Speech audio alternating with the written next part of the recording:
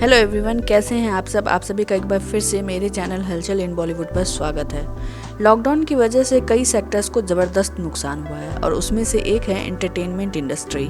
हालांकि digital platform इस मुसीबत के समय भी न केवल कमाल की कमाई कर रही है, बल्कि ऐसा लग रहा है कि ये अब इंडियन सिनेमा के थिएटर्स और सिनेमा हॉल को रिप्लेस करने की तैयारी भी कर रही है। लॉकडाउन के चलते कई सिनेमा हॉल और थिएटर्स बंद हैं और अभी कुछ महीने सोशल डिस्टेंसिंग के चलते इसके खुलने के आसार भी नज़र नहीं आ रहे। ऐसे में डायरेक्टर्स और प्रोड्यूसर्स जिनकी फिल्म बनकर रिलीज होने के लिए तैयार है, उनके लिए बड़ी असमंजस की स्थिति है। अगर वो सिनेमा हॉल खुलने का इंतजार करते हैं तो शायद फिल्म को घाटा उठाना पड़ जाए। ऐसे में फिल्म मेकर्स के पास अपनी मूवी डिजिटल प्लेटफॉर्म पर रिलीज करने के अलावा उन्हें और कोई चारा नजर नहीं आ रहा। अगर मूवीज़ डिजिटल प्लेटफॉर्म पर रिलीज़ होती हैं तो इससे नेटफ्लिक्स और अमेजन प्राइम जैसी विदेशी कंपनियों को फ़ायदा मिलेगा, लेकिन इंडियन डिस्ट्रीब्यूटर्स और सिनेमा हॉल के मालिक शायद तब तक इस घाटे से सड़क पर आ जाएं। वैसे उम्मीद तो यही जताई जा रही है कि दर्शकों को ज़्यादा समय तक सिनेमा हॉल से दूर नहीं रखा जा सकता है और सिनेमा हॉल में मूवीज़ देखना ही उनकी पहली पसंद रहेगी। लेकिन कुछ एक्सपर्ट्स का मानना है कि डिजिटल प्लेटफॉर्म पर मूवी रिलीज़ करना अगर एक ऑप्शन बन जाता है तो इससे दर्शक वर्ग जरूर बढ़ जाएगा और सिनेमा हॉल में दर्शकों को खींचना और मुश्किल हो जाएगा। वैसे पूजा भट्ट जैसी फिल्म मेकर का मानना है कि सिनेमा घर के लिए फिल्म्स नहीं बनती, बल्कि फिल्म्स के लिए सिनेमा घर बनते हैं और कंटेंट जरूरी होता है, प्लेटफॉर्म नहीं। वहीं सुधीर मिश्रा जैसे डायरेक्टर का मानना है कि फिल्म केवल बड़े स्क्रीन के लिए ही बनाई जाती है और इसे कहीं और नहीं दिखाया जाना चाहिए। आपको याद होगा कि करण जौहर के प्रोडक्शन हाउस की बनी फिल्म ड्राइव को भी सबसे पहले डिजिटल प्लेटफॉर्म नेटफ्लिक्स पर रिलीज करने का फैसला किया गया था।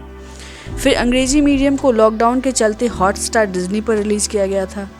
फिर मिसेस सीरियल किलर को भी नेटफ्लिक्स पर रिलीज किया गया। अब बहुत सारी फिल्में हैं जो बन चुकी हैं, रिलीज़ को तैयार हैं और उनके पास दो ही रास्ते हैं, या तो वो रिलीज़ के लिए वेट करें या खुद को घाटा से बचाने के लिए उसे किसी डिजिटल प्लेटफॉर्म पर रिलीज़ कर दें। वैसे छोटी बजट की फिल्मों को डिजिटल प्लेटफॉर्म पर रिलीज़ करना बुरा नहीं है और ना ही डिस्ट्रीब्यूटर्स के लिए घाटे का सौदा है, लेकिन बड़ी बजट की फिल्मों में सिनेमा हॉल के मालिक और डिस्ट्रीब्यूशन को ज़बरदस्त नुकसान उठाना पड़ सकता है। वैसे इसमें फिल्म मेकर्स को भी बहुत बड़ा नुकसान है। संदीप और पिंकी फराज, सूर्यवंशी, हाथी मेरे साथी, 83, गुंजन सक्सेना, कुली नंबर 1, राधे, लक्ष्मी बॉम्ब जैसी बड़ी बजट की फिल्में बनकर तैयार हैं और सिनेमा घर के बंद होने के कारण रिलीज के लिए इंतजार कर रही हैं। अगर इन फिल्मों को डिजिटल प्लेटफॉर्म पर भी रिलीज कर दिया जाए तो ये फिल्म ना तो वो पॉपुलैरिटी बटोर पाएंगी और ना ही वो प्रॉफिट कमा पाएंगी। वहीं पर कुछ फिल्म निर्माताओं ने वेट करना सही नहीं समझा और फिल्म को डिजिटल प्लेटफॉर्म पर रिलीज करने का फैसला कर लिया। तो अभी आयुष्मान खुराना और अमिताभ बच्चन की बनी फिल्म गुलाबो सिताबो को अमेजन प्राइम पर रिलीज किया जा रहा है, जिसका दर्शकों को बहुत ही बेसब्री से इंतजार था और जिसे हॉल में ना देखने का मलाल सबको होगा। इस फिल्म के अमेजन प्राइम पर रिलीज होने से कई मल्टीप्लेक्स और थिएटर्स के ओनर बहुत ही डिसअपॉइंट हुए हैं। इस मामले ने एक कंट्रोवर्सी का रूप भी ले लिया है और कई लोग इस पर डिस्कस कर रहे हैं कि फिल्मों को डिजिटल प्लेटफॉर्म पर रिलीज किया जाना चाहिए या नहीं। इसके अलावा विद्या बालन की फिल्म शकुंतला देवी, अभिषेक बच्चन और राजकुमार राव की फिल्म लूडो को भी अमेजन प्राइम पर रिलीज करने की तैयारी की जा रही है। नवाजुद्दीन सिद्दीकी की फिल्म धूमकेतु को हाल ही में G5 पर रिलीज किया गया है। बहुत सारी बड़ी बजट की फिल्में हैं जिनका प्रीमियर इन डिजिटल प्लेटफॉर्म्स पर रखा जा रहा है।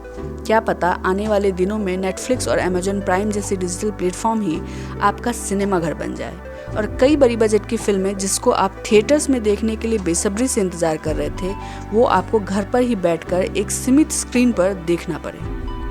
आज के लिए बस इतना ही। अगर आपको ये वीडियो पसंद आता है प्लीज़ इसे लाइक और शेयर करें। हमारे चैनल को सब्सक्राइब करना ना भूलें।